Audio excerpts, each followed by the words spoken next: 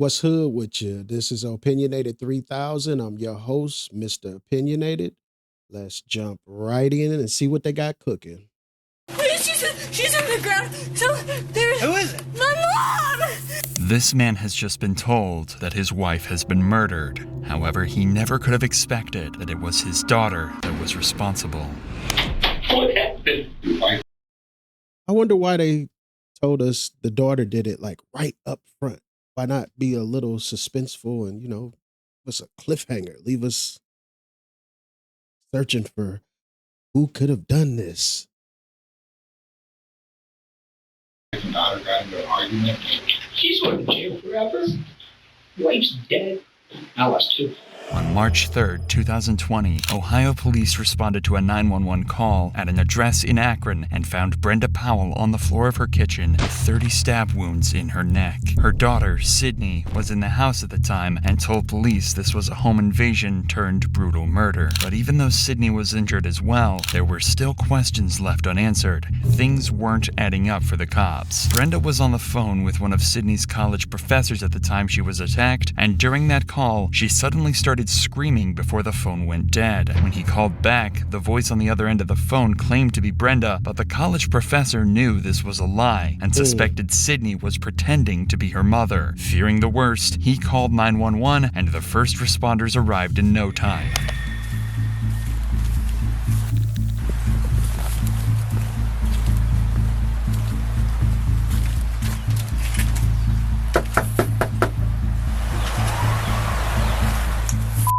This scream, combined with being called to the location, is enough probable cause for the police to forcefully enter the home. And this is what was waiting for him when he walked inside the house.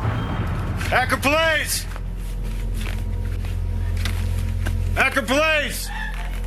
Working with Adobe Acrobat AI Assistant, I'm creating a business of acting manual to help others. A manual of this size.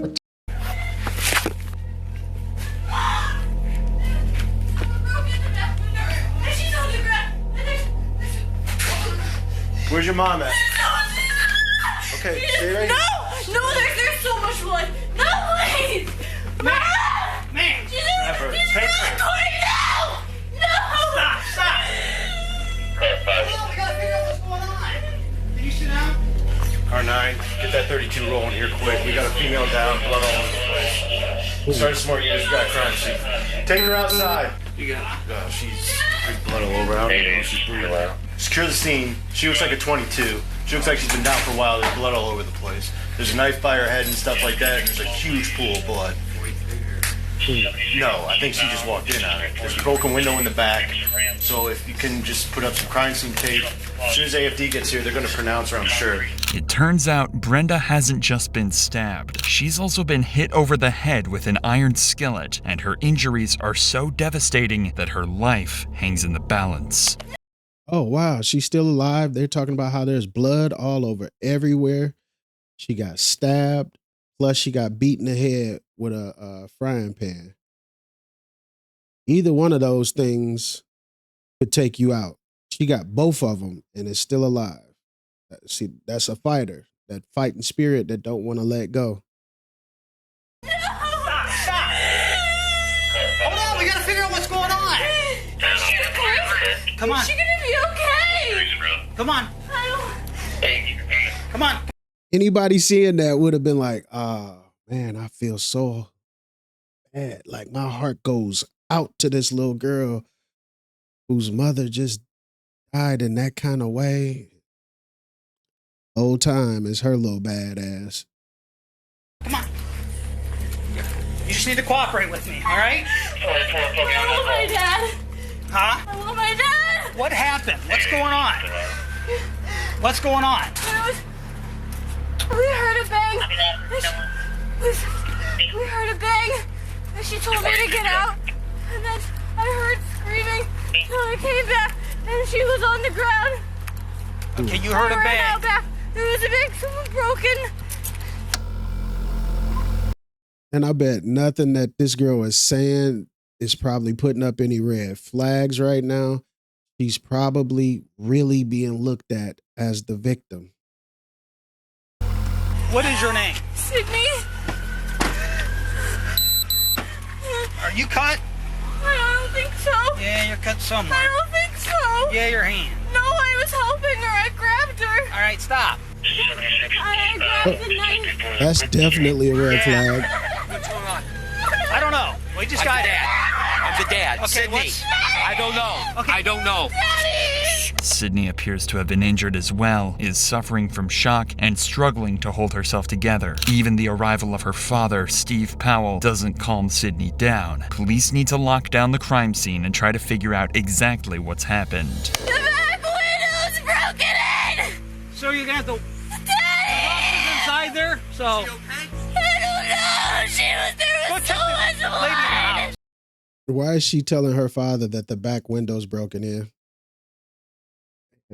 With her being so young, she probably just assumes, okay, I can break the window, and they'll assume that this is where the person came in at, not realizing if you break the window from the inside of the house, the glass won't be in the right place. It won't be how it's supposed to be. It'll show the cops that it was broken from the inside. And then, yeah, the dominoes fall after that. Okay. She's got minor cuts. Inside the house, there's a broken window and the knife used to stab Brenda, but something isn't quite right, as the broken window had blood dripped on the outside of it, leading police to conclude it could have only been broken after Brenda had been stabbed. However, Sydney claimed that the intruder used the window. No, what if you broke the glass? Oh, it might have had her blood on the window and not the person who broke the window. I was thinking they were saying that it was the person that broke the window's blood. But yeah, if it's her blood on the broken glass, yeah, that's when you climbed out the window. To enter and was broken before the attack, versus Sydney conclude it could have only been broken after Brenda had been stabbed. However, Sydney claimed that the intruder used the window to enter and was broken before the attack, leading to the first of many inaccuracies in her story. Interesting. Somewhere that's not you. Okay, do we know who, where, which way? That is the younger guy. I'm looking through here and I can see pictures. And there's a whole basement set up for what looks Yep, hey, sorry, I'll call you right back. Bye. All right, let me go report that. Yeah, there's that man. It's probably her brother. Well, I'll see if we can find out who else lives here. With such a serious case with so many unanswered questions, the cops spend some time talking with homeowners nearby. They have to try and collect as much information as possible, but right now, the only person making any sense is Sydney's father. Okay. Do you live here, sir? Yeah. Okay. That's my wife and there's my daughter. How old's your daughter? She'll be 20 in March. She's 19. She's got a Is baby she coming face. out? Not yet, sir. Just can't hang out. Sydney, can you tell me what happened? Huh? Sydney. Sydney. On its way? Yeah, it's coming. From where? Yeah, that's them right here. I can hear them. Let me show you how we do stuff around here. Actually, my department uses Monday.com, so I'm good. A work management tool? No, that's not for me. Well, Monday.com is all about flexibility, so you can make it your own. You could Yeah, choose pre-built looking at the layouts for commercial, anything, like, yeah, or that build seems your like own something I'd be workflow. You interested just in. open a board, you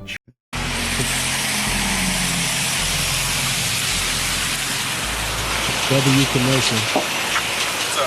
Hey, boss. Female hair. While trying to piece this puzzle together, police speak to Steve Powell and one of Sydney's friends down at the station, in the hopes that they may be able to help them shed some light. Oh, I wasn't looking at the arrow. I'm thinking, what a is Sydney in there cheesing up a storm? But it's her friend. Ew, why is her friend in there cheesing up a storm? Your best friend, her mother just got like slayed, like slaughtered. And you in there like, hey. These young ones are built different. on exactly what happened. But unfortunately for Steve, he has absolutely no idea Sydney is the attacker, or even worse, that his wife is in critical condition at the hospital and likely won't survive, something detectives will have to break to him sooner than later. Who'd you get a call from? Yeah. Got a call from him, call from me. Oh, okay. He said there was a call, went out, a distress call from the University of Mount Union where my daughter was going, and said, female in distress. I said, well, that's funny because Brenda's there, my wife. So I called Brenda, and it rings and rings on the cell phone, no answer. I call Sydney back, rings and rings and rings, no answer. I call Brenda back, ring, ring, ring, no answer. I'm pacing around. I call Chief back, and as I'm on the phone with him, telling him there's no answer, my doctor calls me back. You know what's messed up about the legal system? I understand this is the only one we have, so we got to, roll with the punches and deal with what we have in front of us. But the cops are probably thinking the father did it. Automatically, off top, they think that your significant other, your spouse, somebody living there, usually it's a wife gets stabbed and beat with a pan. Immediately, they're going to the father, to the husband or boyfriend. And if anything ever happened to like a girlfriend of mine or a wife or even a close relative, it's messed up, but I wouldn't be able to talk to the police in any kind of way. I'm not telling them how my day went. I'm not telling them how our relationship was, just because of this. For this reason, I want them to find the person who did it, but I don't want them to stop at me and be lazy or whatever it is, because me and my old lady argued last night or something, and they just stopped looking at me. I'm the person who's in their sights, and they never focus nowhere else. And stuff like that happens. People end up doing like 10, 20, 30, 40 years for something they didn't do just because the cops focused on that one person. And that's not a jab at the cops in any kind of way. They definitely do have a hard job. No matter how hard of a time I give them, they have one of the most difficult jobs out there, if not the most difficult. So that part I do know. Like I said, I'm not anti-cop in any kind of way.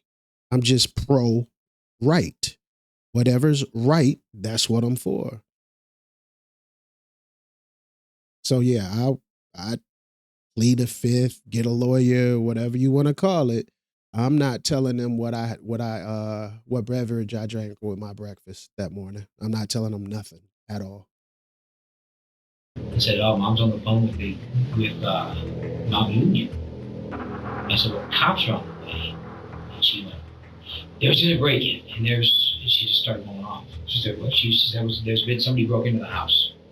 There's blood everywhere. She was hysterical and crying. So at first, when you talked to her, she said that your wife is on the phone with Mount Union. Yes. And as soon as I said, cops are on the way, the hysterics started. Is she still attending?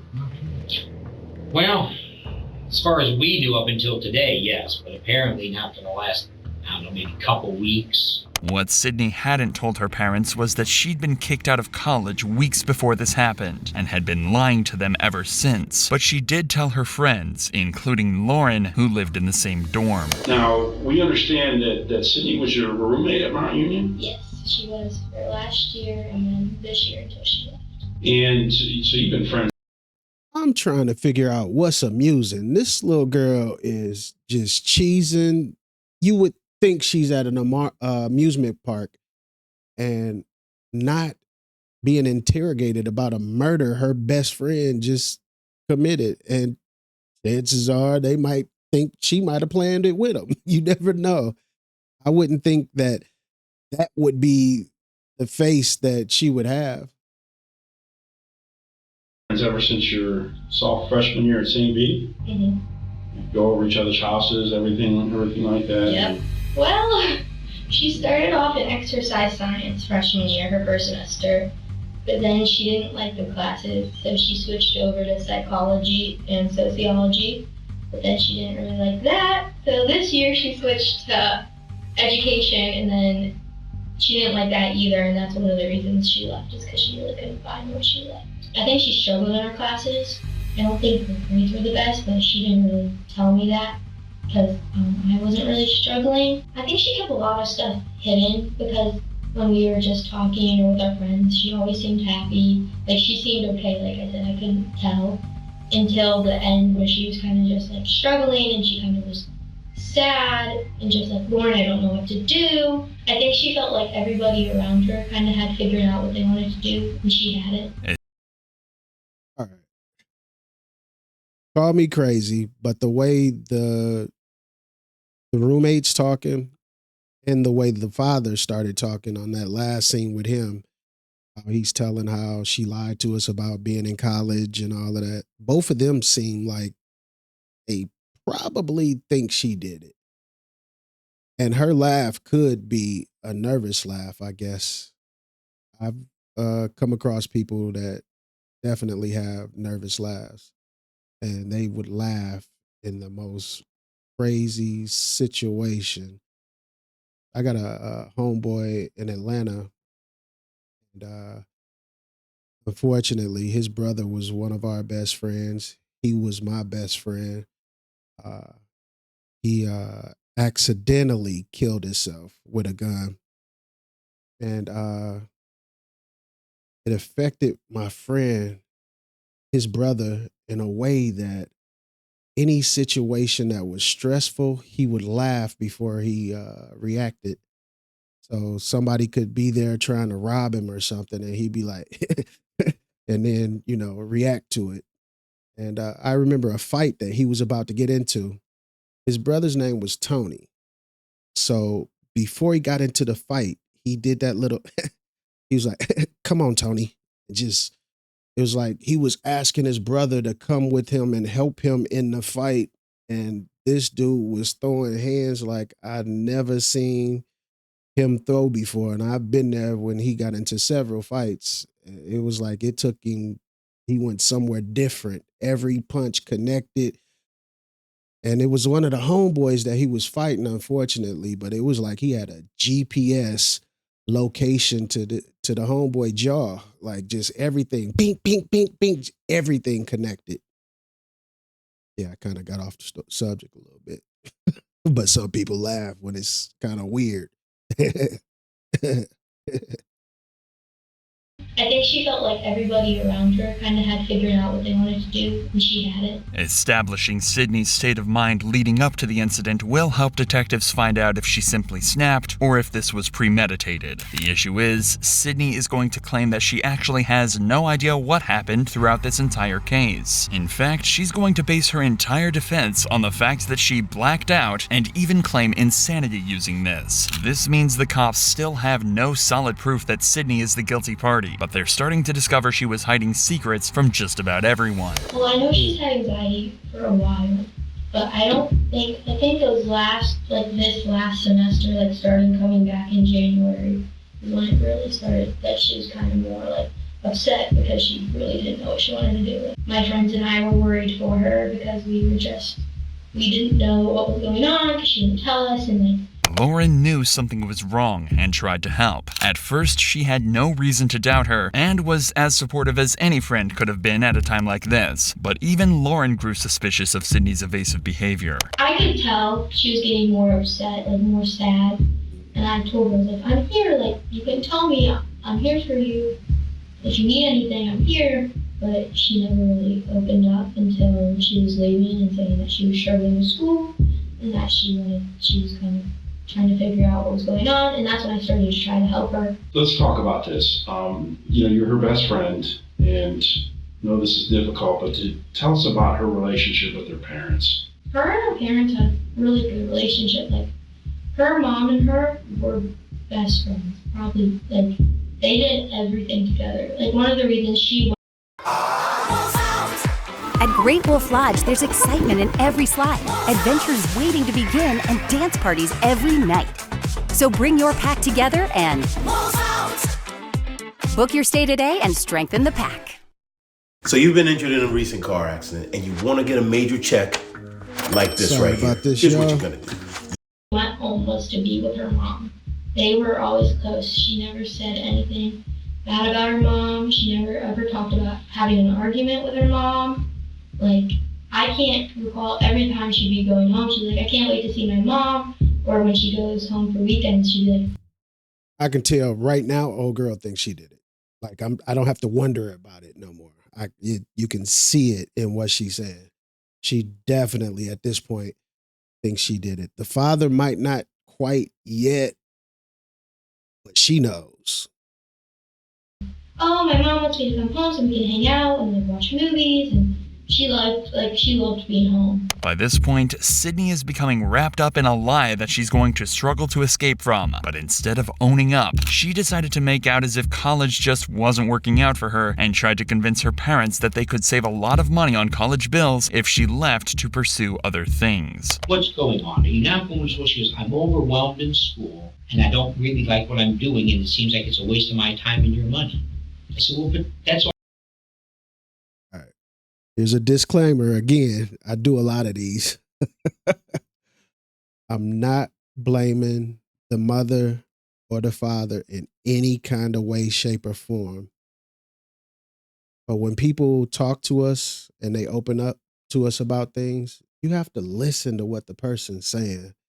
She's saying this whole school thing is a waste of time and it's a waste of your money. Let me stop. I won't waste my time. You won't waste your money. I'll figure out a different lane. I don't know why people think college is the only way to go. And even if it was the only way to go, when a person's telling you that's not the route that they want to go, you have to listen. She put it out there. She's being vulnerable. It's so difficult for a person to be that vulnerable and then to have the other people on the other side not taking what you're saying like as serious. They might think, oh, you're just stressing right now. It'll be better later on. And you're telling them, no, it won't. This is not my route. We have to listen when people tell us like what they need. It's all part of it. Nobody's going to tell you you need to do what you're doing when you're 20. You need to figure it out. But that's not what she told her friends. So when she's talking to you about, the problem she's having at school, did she mention that she tried talking to her parents? Yeah, I know she definitely, especially when she left, she talked to her mom about leaving. They kind of made that decision together to leave Mount. Like, she told them that. Lauren's suspicions were proved to be right, and Sydney was lying to her friends. But at the same time, she was also lying to her parents, who knew nothing of her problems at college until they received a phone call from Sydney's professor. So Steve and Brenda began crisis talks to find out exactly what was going on with their daughter. And I believe at the beginning of it, it said that the mother was on the phone with the professor when all of this happened, too. So they just now finding out that she dropped out. And for her, it was probably too much for her to handle the embarrassment and just the feeling of failure to herself.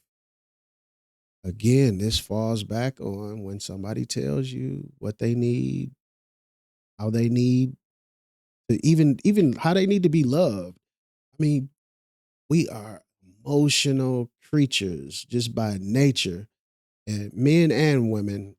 Men are, of course, a little less emotional and everything, but women, they map their life out by their emotions. Oh, I had a bad feeling about this, so I didn't go. You know, the way that they work, I had a bad feeling about this guy. The guy could be the nicest guy in the world, but that bad feeling is enough for them to, change directions. So, yeah, when a person's telling you, I know I keep saying it, but you have to listen to them. And again, not blaming mama or daddy in no kind of way, shape, or form. Daughter. So I went back, I called my wife from my daughter's phone. She picks up, she was working down at Children's. And she goes, what's wrong? And I basically told her, I said, Sydney, I think the reason we can't get on is because she's unenrolled. She hasn't been going to school. Sydney became wrapped up in two sets of lies, the story she told her friends and the story she told her parents. Failing grades aren't the end of the world, and any parent would support their child through such difficult times. But it seems she thought her parents would be mad and couldn't bring herself to tell them she'd been asked to leave the college. Yeah, we asked her she was doing, and she said she was good. She acted like what we would see as normal. She was laughing, she was having fun. She said she got jobs because she worked at the Akron Rubber Ducks. She's worked there for a couple seasons, so she was gonna go back there. And then she also said she was looking for another job, and everything was good, and she was trying to figure out her next year and all this stuff. And she was gonna talk to her parents about housing, trying to come back to Mount. Once she got to my union, or anytime actually, did Sydney ever drink alcohol at all, or she did? Okay, just kind of describe that for us. She liked to drink. There was an incident in the fall of our freshman year where she drank too much, and she wasn't alcohol poisoned. Her friend spilling all the tea. It's one thing if you if Sydney's parents corner you and you tell them, yeah, she does like to drink. This is a murder investigation. You giving them everything they need to lock her under the prison. But she did end up in the hospital. Her mom came and got her at 2 in the morning. Usually after that, her and I were together, and if she did drink, I usually kind of slow her down after kind of her limit because she's small. Detectives suspect Sydney snapped when Brenda was on the phone to her college professor and tried to cover up her lies by silencing her mother forever. The issue is, again, Sydney is claiming that she doesn't remember a thing, but it seems that she made some crucial and careless mistakes that let the detectives pick up the pieces. Sydney grabbed an iron skillet and beat her mother into submission before plunging a steak knife into her neck over 30 times. She then impersonated her mother on the phone and staged a break-in to try and cover her tracks. Were you able to go in the house at all? I made it in far enough to see the back fit. When you go into the front door, you come around the kitchen, you go in, you can see there's like a pass-through between the kitchen and the family room. The back of the house, I could see the right hand, there's 2 big sliding windows. I could see that window was clearly, it looked like it was busted. Went down the hallway probably about 2 feet, just enough to see blood all the way down the hallway. Sadly, Brenda didn't survive her ordeal, and if you work in IT, you need a Terra. With remote monitoring and management, remote access, help desk and ticketing, and passed away in hospital. The county medical examiner came to the conclusion that Brenda had died from blunt force trauma to her head and stab wounds to her neck. They ruled her death a homicide. This left detectives to deliver the tragic news to Steve that his wife was dead. Well, not really bad news. Your wife passed away. Man.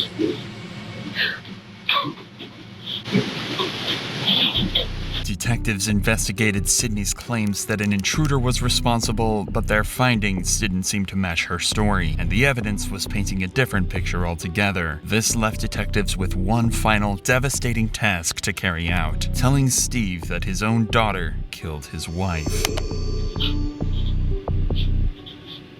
What happened? I don't think someone broke into the house. I don't know if your wife and daughter got into an argument, got physical. I mean, the window was broken, but there's no forced entry into the house. Did your wife and daughter ever have really heated arguments? No. This is not possible. Your son's outside, but he doesn't know what's going on. My son's here? Yes. Would you like one of us to just go be with your son? I don't know. Take your time. There's no rush for anything. It's simply impossible to imagine the turmoil Steve must be going through at this moment. His wife murdered and his daughter the main suspect. Finally, Steve realizes the detectives might be right, leaving him to deliver the news to his son. Clearly they think Sydney did this. I lost 2. She's going to jail forever. Wife's dead. You know, they're going to do everything they can to make sure that they find out exactly what happened. That just hit me, his emotion and everything. Picture that. What he just said. His daughter, only daughter, is going to jail forever. His wife's dead. And on top of that, his son just got to the jail and he's got to tell him what happened. This is why I don't want to deal with murder situations and everything. It like kind of brings down my mood. So I try to keep it a little more lighthearted than that. But yeah, I remember I had to tell my daughter that our uncle died, and it like hurt my soul. Like my entire spirit was like crushed behind that. That's the worst thing a father can have to do. And then he's got to tell his son that it's his mother. Oh, by the way, your sister is the one that did it. Ooh, my heart definitely goes out to that family, to the father, and like burden that he's got to carry after all of this is major. Nothing's definite as of yet. They still have to do their investigating. Where's Andrew? He was sitting out there by himself, or is he with? Would you go when they're supposed to be? Well, yeah, I don't want anybody in here with me. I don't want anybody. I just want me and him. That's legal. I don't care. Yeah, you don't want any of us? I don't want any of you. No, I just want Andrew. So you just come and get us when you're ready, okay? And then in a situation like this, unfortunately, you still have to be aware of your surroundings. You got to spend this time with your son and tell him what happened and everything. But you got to realize, I'm not saying that the cops are heartless and they don't care, but their main objective is to find the killer and to make sure that they get all the evidence possible to put that person in prison. So while you're consoling your son, they're still video recording you. They hear every single thing you say, every cry, everything that you possibly say to your son in a situation like this. They're recording it, and more than likely, this is going to be played in the courtroom. That's a whole different level of sad right there. You remember? I remember. They don't know. They haven't told me. They're investigating. Sydney was arrested and charged for the murder of Brenda Powell. She claimed insanity at first, saying she had almost no memory of what happened, including hitting Brenda with the cast iron skillet and fatally stabbing her. The jury didn't believe Sydney, and she was found guilty on 2 counts of murder, 1 count of felonious assault, and 1 count of tampering with evidence. Sydney Powell was sentenced to life in prison with a chance of parole after 15 years. I got a question for y'all. What do y'all think about when a person says, claims insanity? My way of thinking is to kill your mother in that kind of fashion without y'all being into a fight, a physical fight, without anything like that. And for y'all to have the type of relationship that your best friend described, wouldn't that be the definition of insane? Who in their right mind could stab a person they love that much 30 times in their neck and then beat them in the head with a pen afterwards? Who could do that? That's completely sane. To me, that is what insanity is. And it's all to keep her quiet so that she doesn't have the conversation with her father that we all know, whether the mother talked to her father right then or not. The counselor is talking to, not the counselor, the guy from the school is already talking to the mother. So the right people know. So the father is going to find out. So killing your mother is I mean, it's useless in any scenario possible. But in this scenario, it didn't have to happen. Just that way of thinking doesn't sound rational to me.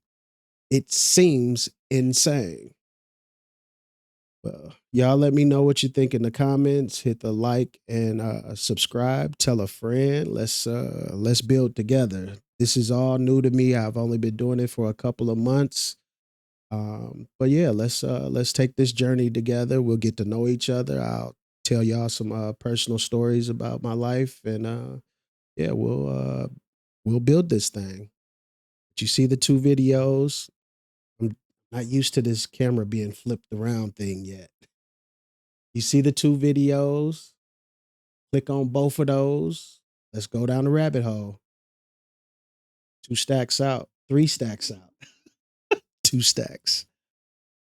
3 stacks out.